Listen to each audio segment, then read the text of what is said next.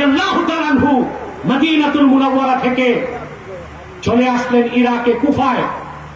সেখান থেকে তিনি বাধ্য হলেন যেতে কারবালায়। সেখানে 10ই মুহররম উবাইদুল্লাহ বিন জিয়াদের নেতৃত্বে এজিদের সেনা বাহিনীর অফিসার ছিল।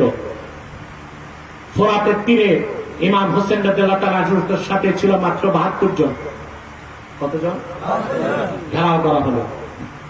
এজিদের পক্ষ থেকে বারবার প্রস্তাব দেওয়া হলো যে ইমামে হোসেন, আপনি শুধু এজিদের বাইআতকে মেনে নিবেন, এজিদ তার মাথার মুকুট আপনার কদমে রেখে দিবে। ইমাম হোসেন বলেছেন, মিথ্যার সাথে হোসেন আপোষ করতে পারে না। আল্লাহর জমিনে আল্লাহর আইন চলবে, এজিদের কোন কথাই চলবে না। মুসলিম রাষ্ট্রগুলো বলেন যুদ্ধ হলো। সে যুদ্ধে হাসতে হাসতে ইমামে হোসেন শাহাদাতের পেয়ালায় স্বর্গীয় সুরা পান করে জান্নাতুল ফেরদাউসে চলে গেলেন।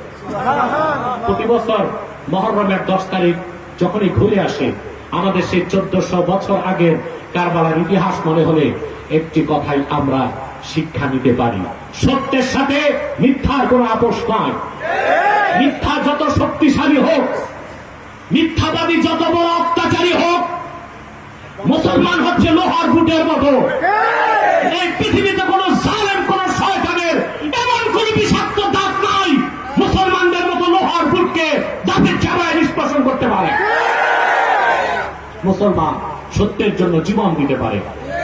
আল্লাহর আনুগত্যের ভিত্তিতে সমাজ ও রাষ্ট্র চলবে, তা প্রতিষ্ঠার জন্য ইমামে হোসেনের উত্তরসূরিরা সারা জীবন খেলাফতের ধারণা হৃদয়ে লালন করে খেলাফত প্রতিষ্ঠার কাজ করবে।